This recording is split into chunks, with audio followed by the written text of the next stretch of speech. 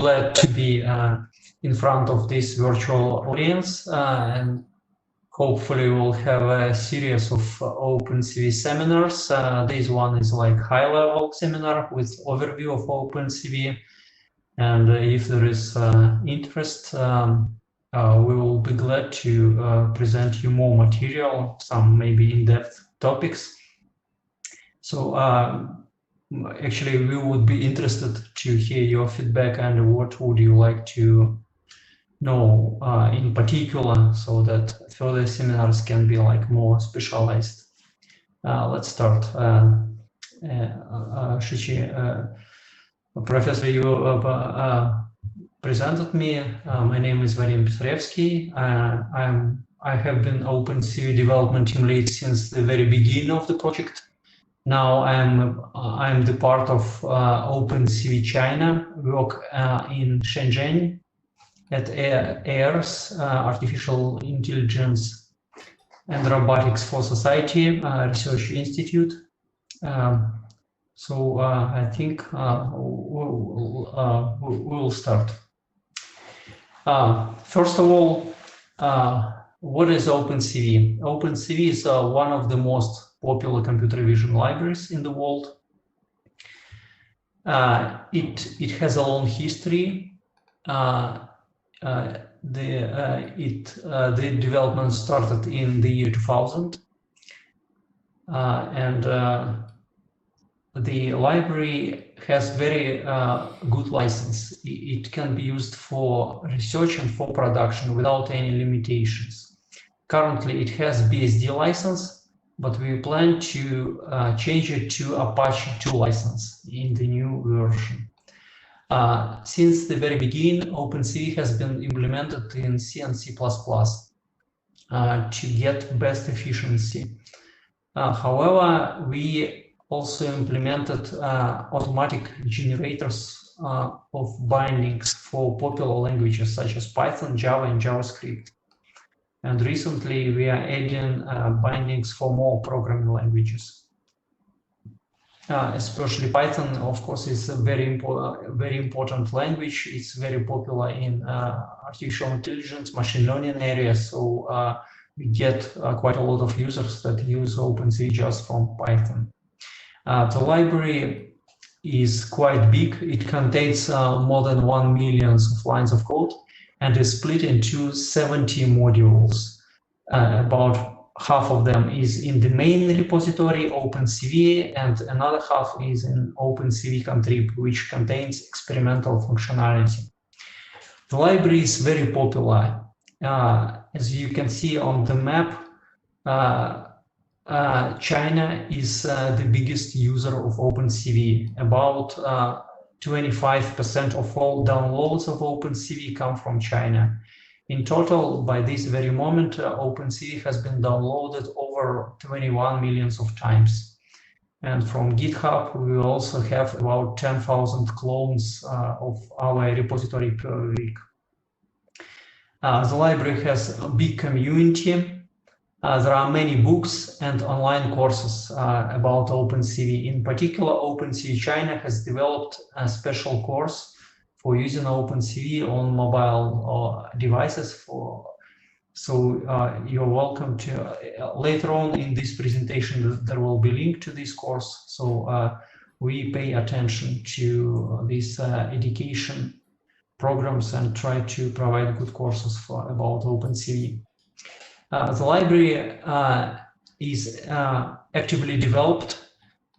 It is started as a library developed by one company, one development team, but now the whole community around the world helps us, and over 10,000 patches have been integrated already. If you count working days since the year 2012, you'll see that each working day, that is 5 days per week, each working day we integrate more than 5 patches into OpenCV. And it is quite a rapid development pace. However, we managed to maintain the library as quite robust and keep it very efficient. So this is the history of the project. Roughly speaking, there have been several periods in OpenCV history. The first period is from the year 2000 till 2008.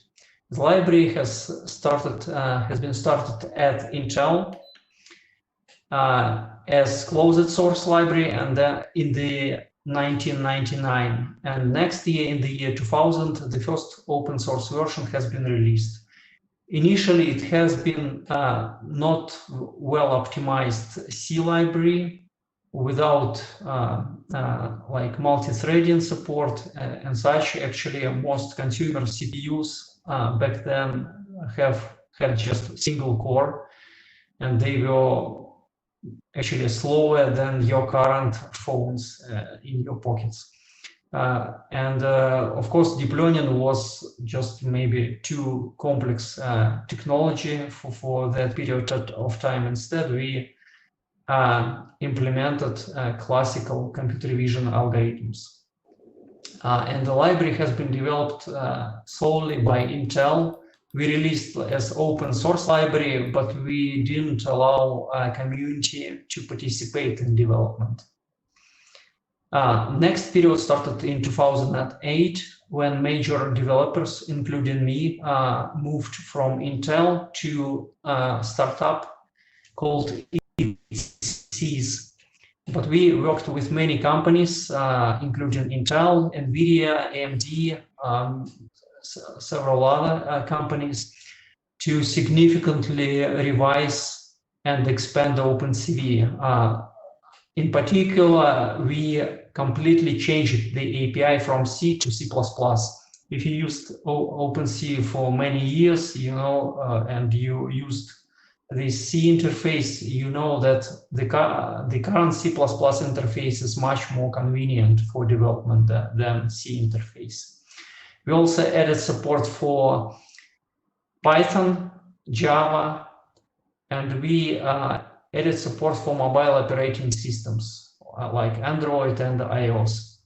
We also started to participate in Google Summer of Code programs, thanks to which we bring a lot of new algorithms into OpenCV, including the very first version of deep learning module. We also migrated the whole development infrastructure to GitHub, and because of that, community involvement into OpenCV development increased by a lot, significantly, almost from 0 to about half of all the new functionality. We also brought a lot of optimizations into OpenCV, including GPU acceleration using CUDA and OpenCL, and also CMD acceleration for Intel and ARM platforms. In the year 2016, development team, actually the whole ECs company has been acquired by Intel, so we got back to Intel, and we should be grateful to Intel, because Intel increased funding of OpenCV. Development team, actually, the size of development team increased from 3 full-time developers to 10 full-time developers. And thanks to that, we probably the major thing that we did at Intel is that we significantly improved deep learning module. We moved it from contrib to the main repository. We added support for hundreds of topologies, optimized it for different platforms. We also released OpenCV 4, which is C++ 11 library, not C++ 98, using the old standard. We added support for JavaScript, and we also implemented Graph API, which is an efficient way to do image processing, especially in the case of large images. Finally, we opened the new chapter of OpenCV history in the December 2019. So basically begin from this year, we now have not a single core team. So all the previous 3 periods of OpenCV history, it has been just one core team. first at Intel, then at ETSIS, and then at Intel again. Now the development team is distributed. In particular, in China, we founded OpenCV China that will also do core OpenCV development. And this chapter is, I would say, it is deep learning and artificial intelligence era. We now have very good deep learning module, and now we started to convert some old algorithms in OpenCV to deep learning algorithms. And we also started to expand our support for 3D data, 3D point clouds. We are going to add support for 3D sensors, which are very popular in autonomous driving drones, robots, etc. We also pay special attention to OpenCV at edge. There is all the mobile boards, ARM boards that are put into phones, robots, smart surveillance systems, toys, etc. So we put special attention to optimize OpenCV to run well on ARM, RISC-V, etc. And last but not least, education, especially online education, is very important.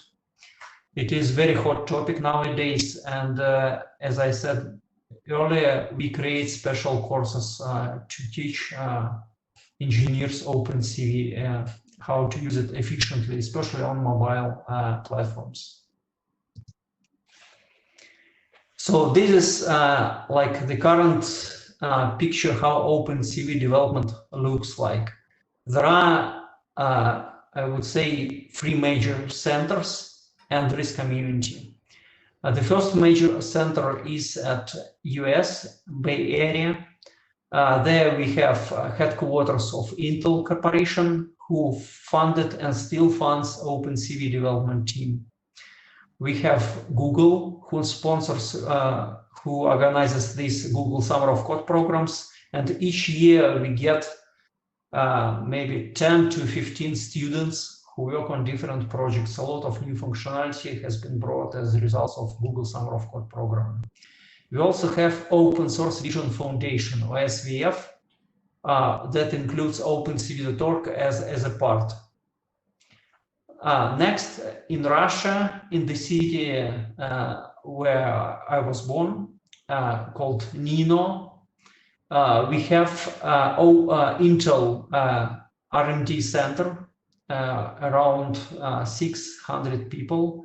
By the way, there is also Huawei Development Center in the city and also Harman Development Center. So this city is one of IT centers in Russia, probably similar to Shenzhen in China. So it's not capital, but in terms of IT, it is almost like capital. Besides that, so this research and development center at Intel, it develops OpenCV and it develops OpenVINA, which is optimized inference engine for Intel. And there is also startup Experience AI that helps us to develop OpenCV. Also, like in the top right corner, there is newly founded OpenCV China. It has been founded in December. It is funded, sponsored by AIRS Institute and also OpenAI Lab. It is a startup or company that works with ARM, and they help us to optimize OpenCV for ARM by using Tangent, highly efficient inference library that is developed by this company. Last but not least, there is community. As I said, since the year 2012, they actively participate in OpenCV development, and around half of all patches, like 2 to 3 patches out of 5 that we integrate each working day, come from the community. Okay, so this is OpenCV architecture. before we move to like other topics like how we develop OpenCV and how we optimize it. So just probably you are familiar with this layout, just to remind you. So the center part of OpenCV is OpenCV repository on GitHub. Similar to MATLAB, and we actually build OpenCV as sort of MATLAB in C++ with emphasis to computer vision. So in MATLAB, there are toolboxes. In OpenCV, there are modules. The main module is core, which includes all the basic infrastructure. There is image processing module, there is deep learning module, object detection, video I/O, etc. So this is the stable part of OpenCV. On the right, we have OpenCV contrib. It is another repository in GitHub that includes experimental functionality like advanced algorithms for camera calibration, augmented reality, advanced object detection algorithms, face recognition algorithms, CUDA optimization, etc. So you can build OpenCV like separately, or you can build OpenCV together with OpenCV contrib. Above that, we have automatic binding generators. That is all the API that OpenCV provides at C++ level is also available in Python, Java, JavaScript. So those are official wrappers. Also, we have experimental wrappers for MATLAB, even though it's not well supported. And this summer, we are adding support for Julia and Swift programming languages. So there are also unofficial wrappers supported by third-party developers like C#, etc. We also have extensive set of unit tests. We have many samples, many tutorials that describe how to use OpenCV and demonstrate its capabilities. Underneath the main modules, we have OpenCV how. I'll cover it in details later.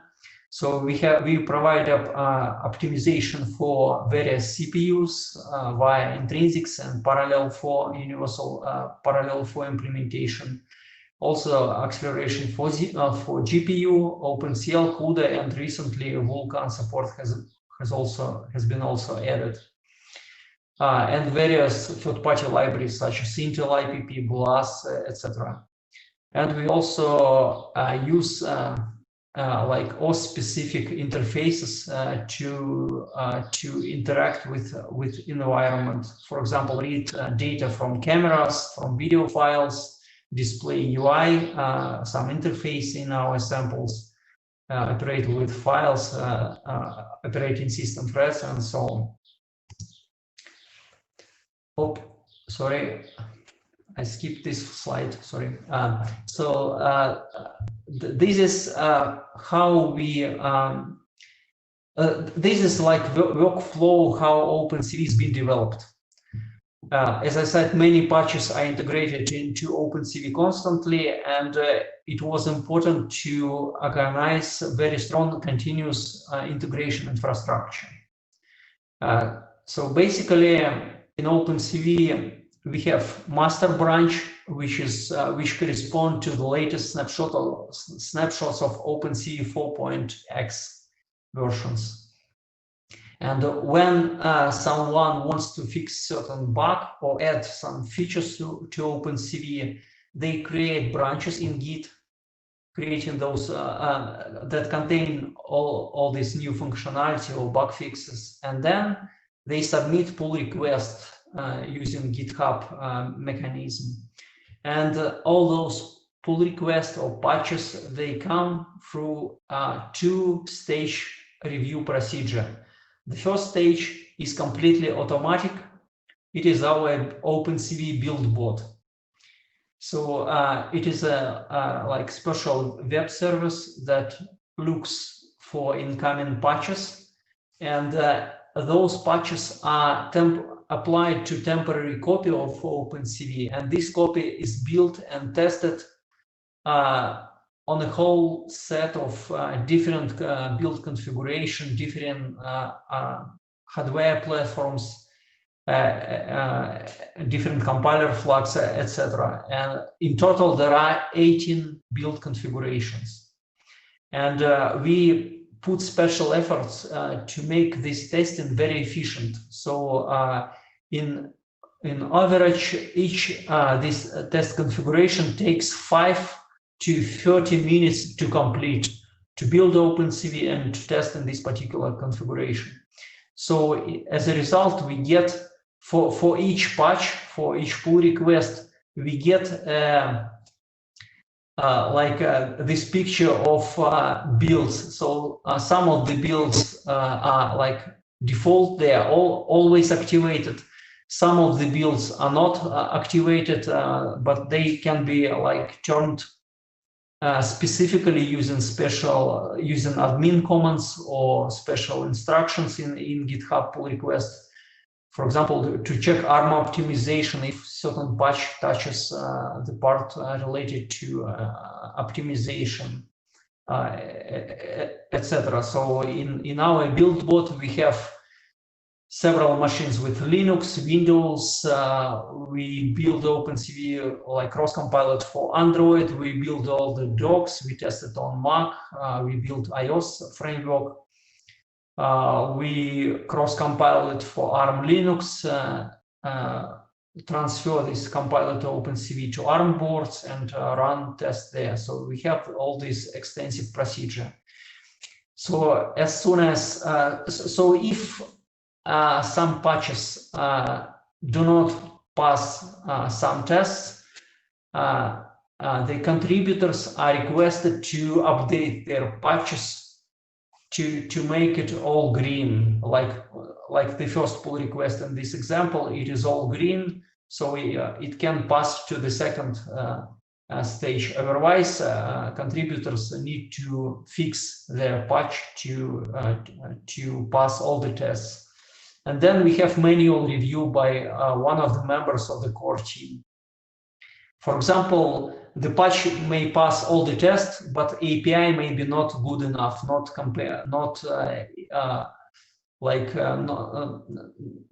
uniform with the rest of OpenCV, or they may use some maybe not very good constructions in the source code, not very good coding style. So we are asked to revise all those parts.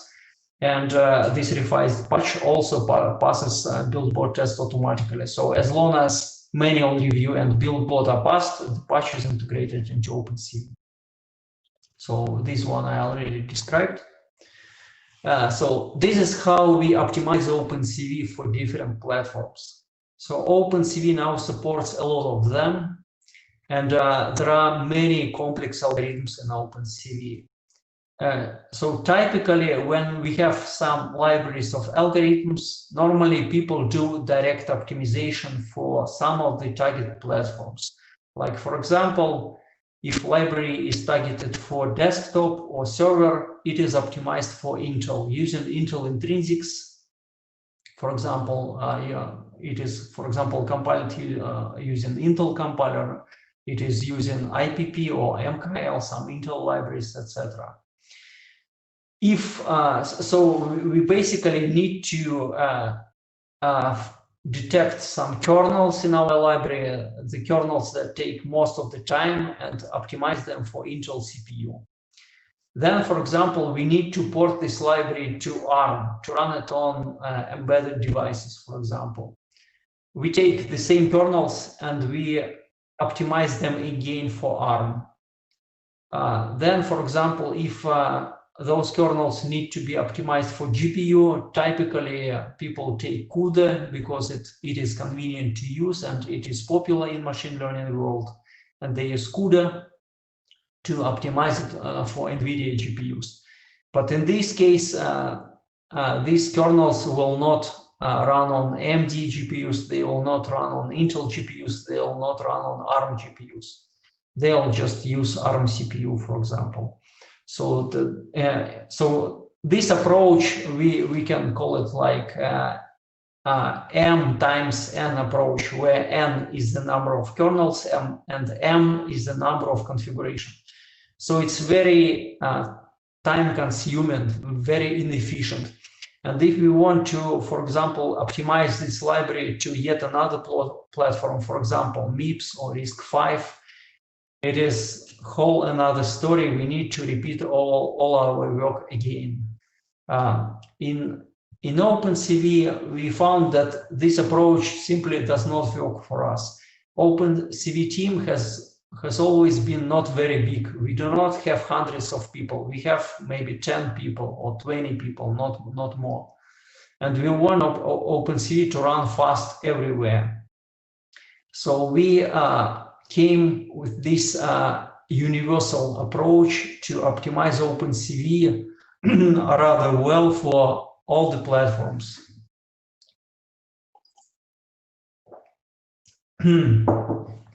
First of all, we created universal parallel for implementation with different backends. So user sees just this parallel for function that takes the range, and in the case of C++, it takes lambda function, the parallel loop body.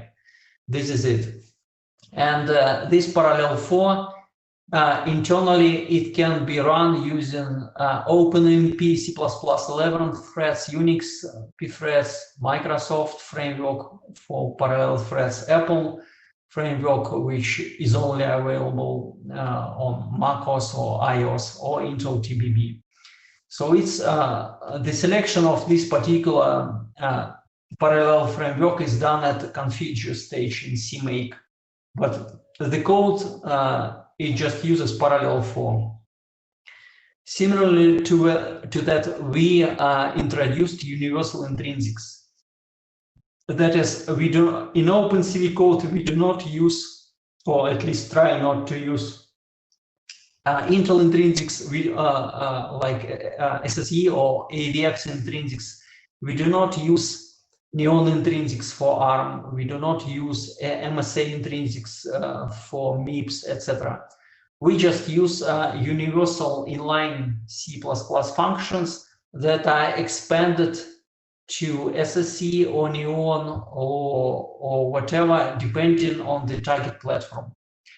And we measured some kernels implemented using native intrinsics and this universal intrinsics, and found that performance difference is very small. It is less than 5%. So in OpenCV, we have about 400 universal intrinsics that cover essentially everything that you need to implement efficient kernel using, for example, floating point or fixed point arithmetics. And it covers basically all our needs. And in OpenCV, we have over 500 optimized SIMD loops. That is, if we had to optimize each kernel for Intel, for ARM, etc., you would have not 500, but 1,000 or 1,500 or 2,000 kernels. That is, each kernel we need to replicate several times. Now we have 500 kernels, and each kernel is, when it is compiled to for Intel, it is converted to Intel intrinsics automatically. If it is compiled for ARM, it is automatically translated to Neon instructions. So it's all done automatically. This summer we started working on adding RISC-V platform, and it will mean that we'll need just to add single header file with implementation of those universal intrinsics using RISC-V native intrinsics. And the whole OpenCV, all those 500 kernels, will automatically run on RISC-V with all this optimization. Next thing that we implement is called transparent API. It is a high-level API based on OpenCL. As you know, OpenCL is probably available for any GPU. It is available for AMD GPUs, for Intel GPUs, for ARM GPU, Mali, and it is also available for NVIDIA GPU. CUDA SDK comes with OpenCL interface. So these OpenCL kernels can also run on NVIDIA, as well as all other GPUs. And we made this transparent API very convenient to use. If you used OpenCL directly, you know that OpenCL needs to initialize device context. It requires you to allocate special OpenCL buffers, translate data there. There are like different kind of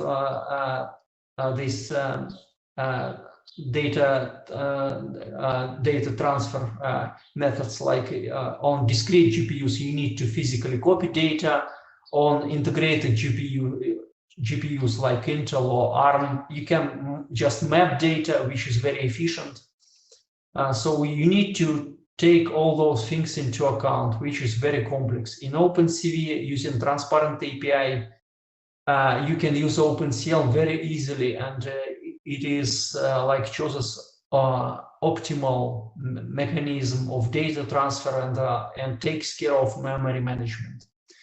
So this way we support different GPUs, and we have about 300 OpenCL kernels in OpenCV. Next thing that I would like to cover is deep learning module.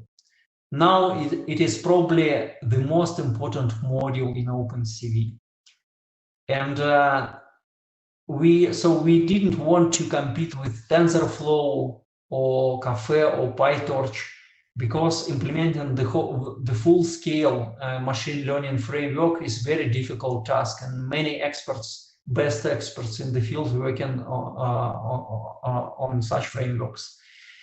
But when you train some model on desktop or server using NVIDIA GPUs, for example, using CUDA, then you need to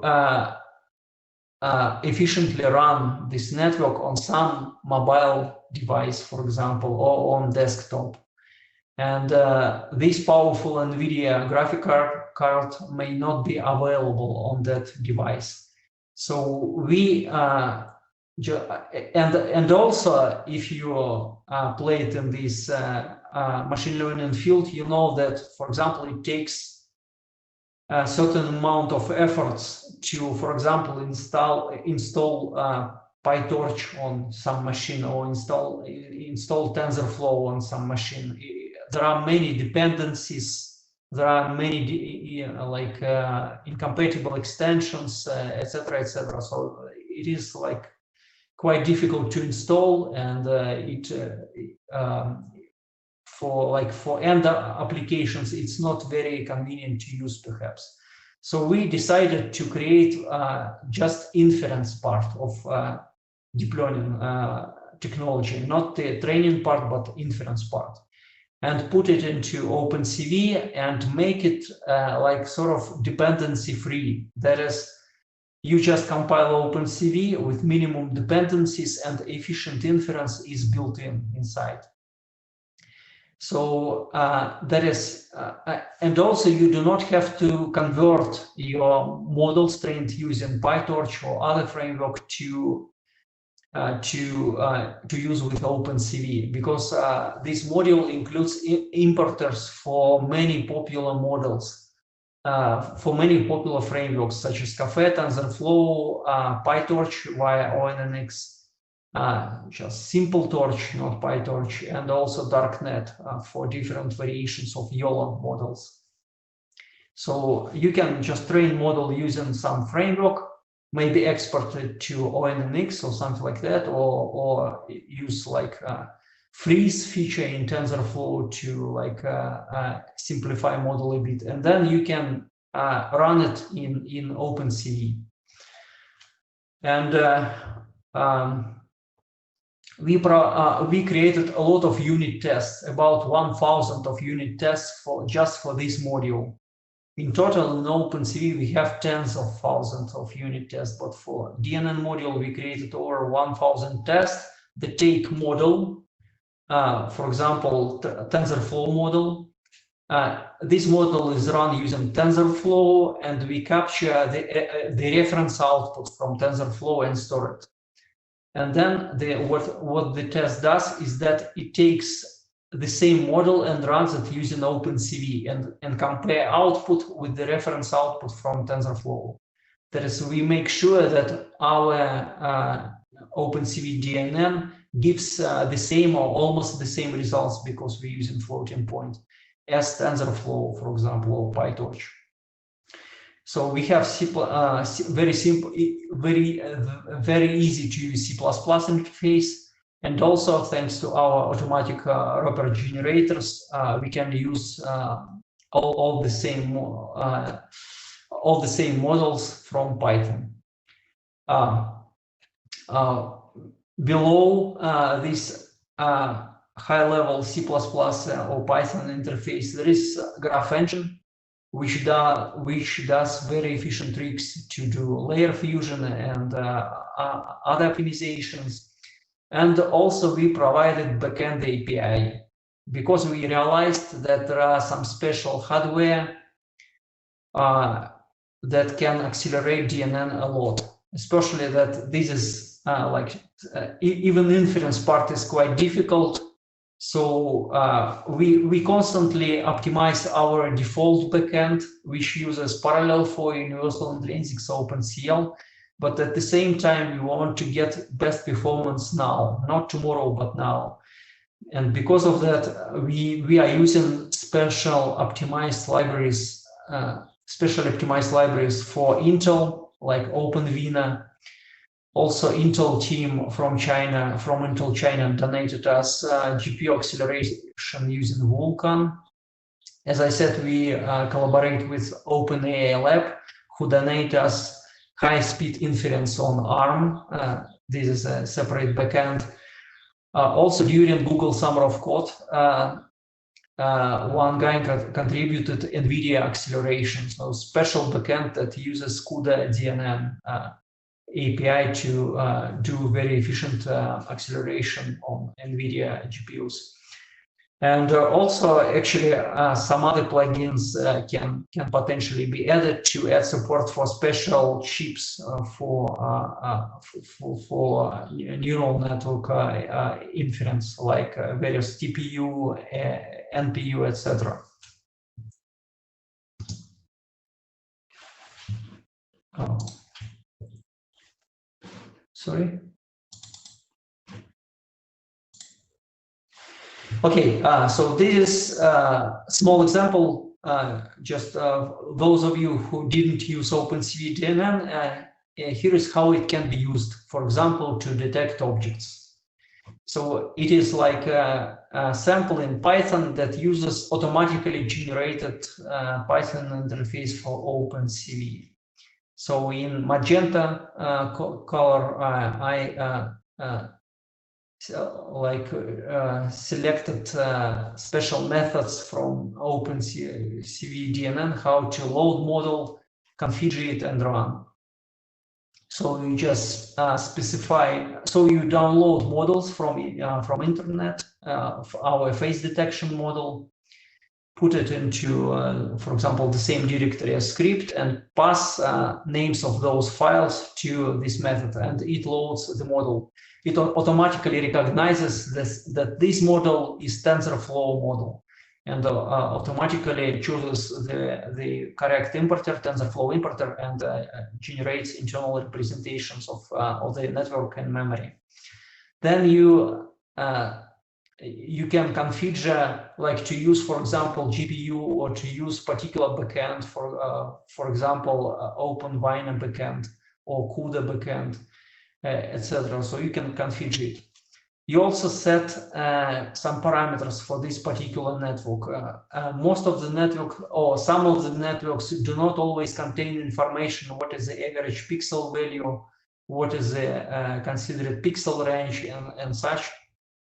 So you set that. Also, OpenCV supports automatic resize of detection models. So the same model, it can be trained on one resolution and can be run on other resolution. For example, if you know that your CPU is low power, you can run detection on smaller picture to get better performance. So in this case, we run image on 300 by 300 resolution. Then you initialize video capture, read frame by frame. You call detect method with certain confidence threshold, and you get IDs of each classes, confidence measures, and bounding boxes. So this API is universal and is also suitable to run generic or object detection model, not just faces. So all those labels will be faces in this case. But in the case of generic mobile SSD network, for example, you can get class labels. And then we just draw bounding boxes and put confidence measures. So it is very simple code. Our plans for OpenCV. So I would say OpenCV now is the best shape. We have a large community. Many teams are working on OpenCV, and OpenCV is popular. But we still have a lot of work to do because there are strong competitors, right? So there is PyTorch, there is TensorFlow, there are many other libraries that appear that do machine learning, artificial intelligence, computer vision. So we need to keep improving OpenCV. One thing that we do, as I said, would be to so first of all, this year is 20-year anniversary of OpenCV, and we planned to release OpenCV in June, but because of this situation with virus, etc., we postponed it to the fall, to the autumn. So we are going to release OpenCV 5 in September or October this year. This live OpenCV 5 will be released under Apache 2 license, not BSD license. And Apache 2 license is also free for research and products. This year we have another Google Summer of Code program where Google gave us 14 slots, and students will be working on 3-point clouds algorithms. They will extend DNN module. In particular, it will be text detection functionality and text recognition. It will be very good object tracking models using deep learning. There will be tutorial how to use PyTorch or TensorFlow together with OpenCV. And we are going to, as I said, to add RISC-V support as a part of Google Summer of Code program. And we plan to add Julia language bindings. Also, Chinese Academy of Science, together with OpenAIR project, ran another program in parallel with Google Summer of Code. Application period is open till June 20. So there's still, so if you want to participate, there is still a little time to submit your application. So during this program, we'll also add some new features to OpenCV. The most important topic for this year, or one of the most important topics for this year, would be to optimize OpenCV for embedded devices. As I said a few times already, we are optimizing our DNN for ARM. This is a joint project with OpenAI Lab. We are adding RISC-V support. RISC-V architecture becoming more and more popular in this embedded world. And to test it all, we are going to build another build farm in China, specifically for edge platforms, for RISC-V ARM to test 3D sensor and so on. Also, as I said, we developed OpenCV course that describes how to use OpenCV efficiently on edge devices. Here is the link to the course, and you're welcome to participate and get more information about use of OpenCV on embedded devices. Also, this year we'll execute a partnership program. So details will be unveiled later, but in the essence, we invite various companies to participate in OpenCV development. This way we want to make OpenCV even wider and make development even more distributed with more people involved into this project. Thank you all. I would be happy to hear your questions. Okay, thank you. Vadim, we have a question. Can you say it in Tencent meeting in the discussion area? Does OpenCV DNN support the pedal?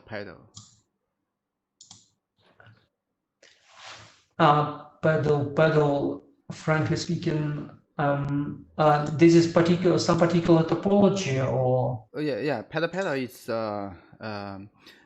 deep learning engine like TensorFlow and PyTorch developed by Baidu, the Chinese company Baidu. I see. I think OpenCV doesn't support it. Yeah. Correct. At this very moment, it doesn't support it, but I would say it would probably be a good project for maybe for next OSPP. We just need to look at this framework, see what's the API, how difficult it is to support. For example, if this pedal can export model to ONNX, then we can support it this way. If not, we need to work on it. Okay, thank you. And anyone has other question?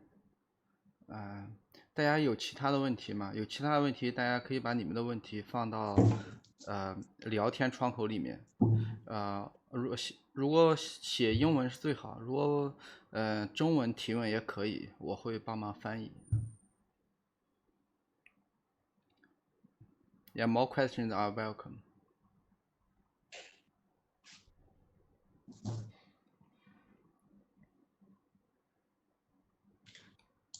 I think maybe currently some participants are preparing their questions.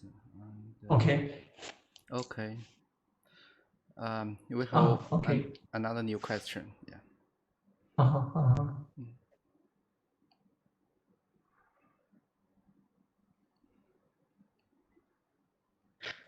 Yeah. So there are two questions. First is about Vulkan support. I would say I would not make like strong claims about Vulkan performance, because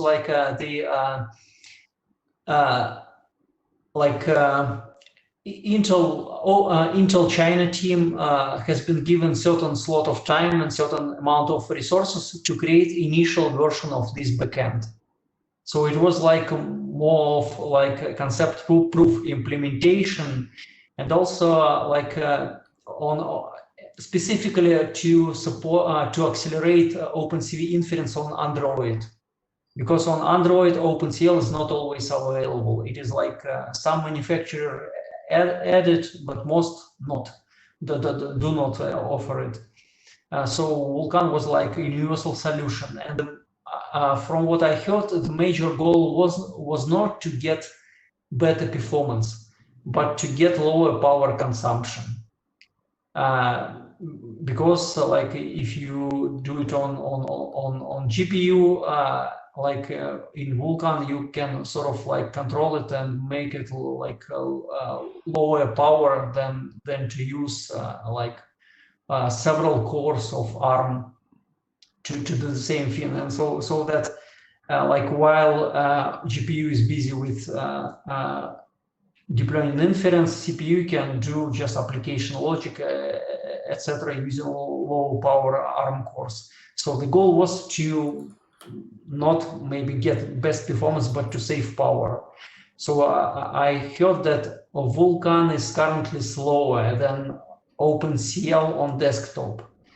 But comparing to OpenGL, yes, I cannot say perhaps, because in OpenCV we do not use OpenGL yes at all. So I just do not have this data how inference, how fast can be inference using OpenGL yes.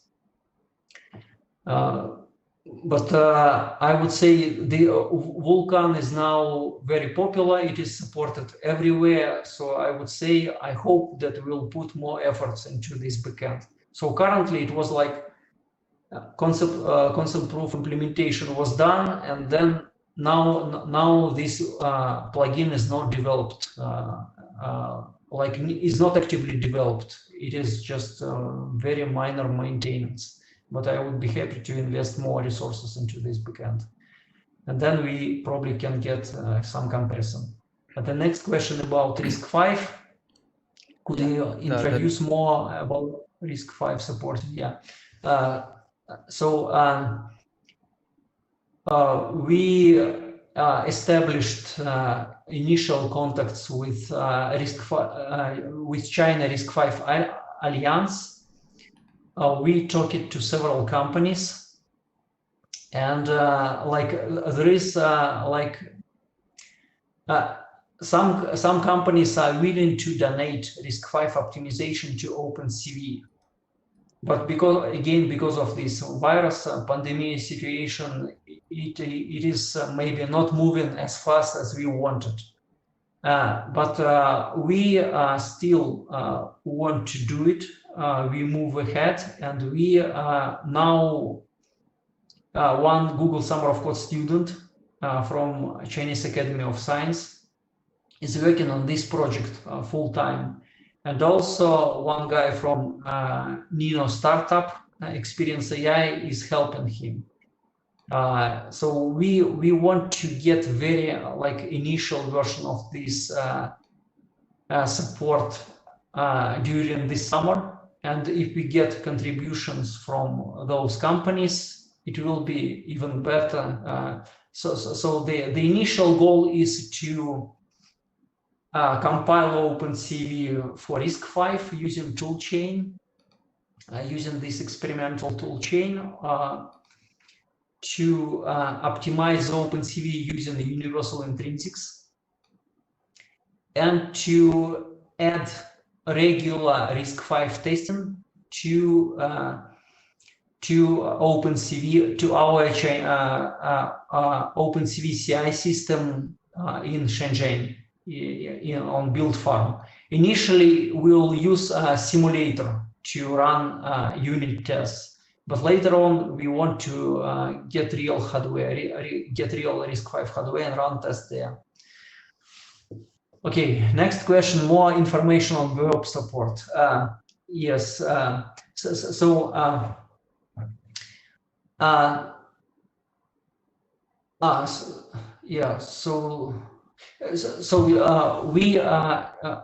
OpenCV.js is automatically generated from OpenCV, and this summer we have 3 projects to improve performance of OpenCV.js.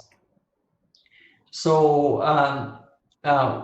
basically, at this very moment, I forgot the name of the tool that we use, but actually we compile OpenCV to LLVM intermediate code, and then this LLVM intermediate code is converted to verb assembly. So this is the technique that we use. And we do not put the whole OpenCV there, because OpenCV is probably 100 megabytes. Instead, we put essential modules there: core, image proc, deep learning module. Now it is using, I think, single thread. and maybe not as much as intrinsics, but this summer performance of OpenCV.js will be significantly improved. There is tutorial at docs.opencv.org. There is tutorial how, or even several tutorials how to use this module, how to install it. So it's probably like enough information to get started.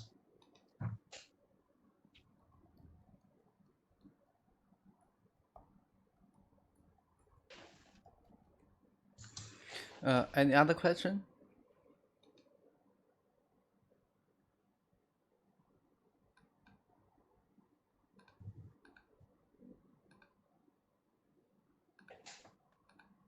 Okay. Another one, Liu Chen has a question, but I cannot. Yeah, okay. I would like to know for the newest release of OpenCV, is there any gesture detection embedded? Is there any plan of to embed about like gesture detection module in the newest release?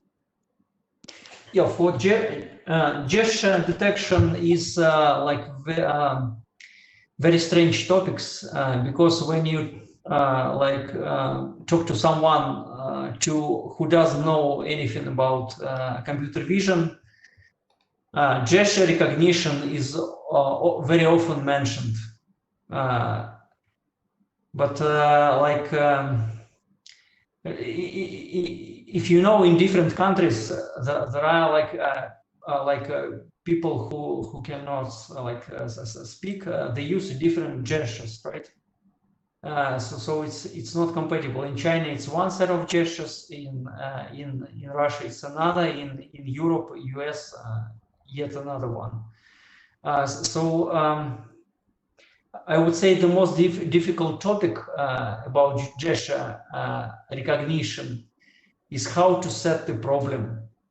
Which gesture in particular you want to be recognized?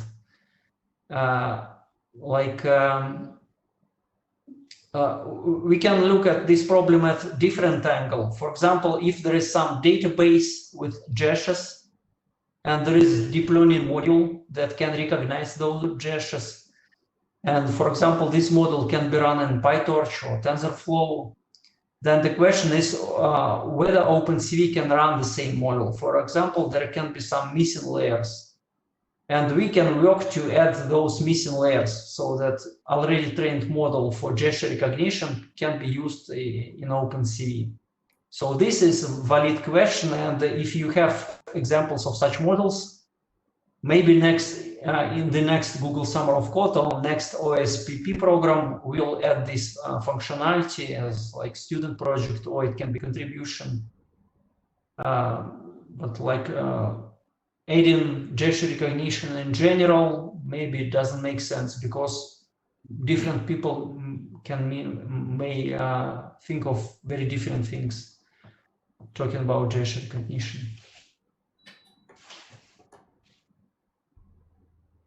Okay, any more questions?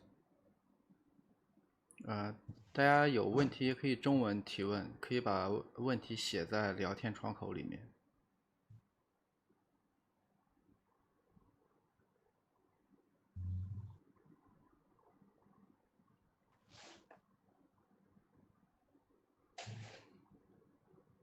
Okay, yeah, it seems no question now. If no question, Vadim, maybe we can stop here. And if some other people have some questions, they can email you and or email to Yes. all or us. Yeah. Yes, you're welcome to. OK，谢谢大家，谢谢大家参加。然后大家有问题的话，也可以给我们发邮件，我们的邮箱可以Vadim, could you show the email to the participants? Yes, sure. Maybe the admin. Well, You can write admin and to. yeah, well, I can maybe, since I'm still sharing my screen, I can type it here. Yeah.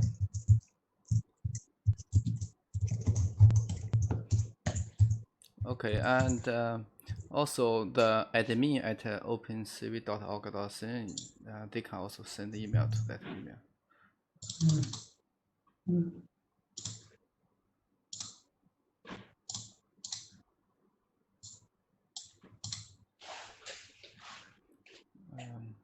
I mean, another email. Could you type admin?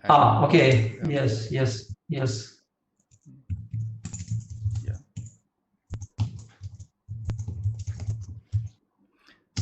Yeah. If they send email to admin, if you send email to admin at opencv.org.cn, all the OpenCV channel member will get the email. 比如说大家有问题可以发给 Vadim， 也可以发到 admin 这个邮箱，就下面这个邮箱。下面这个邮箱的话，就属于 OpenCV 中国团队的所有核心成员都可以看得到啊，都可以。OK， 谢谢大家啊。如果没有其他的问题，我们今天到这儿。Okay, if no questions, we will stop now. Okay, bye. Bye bye.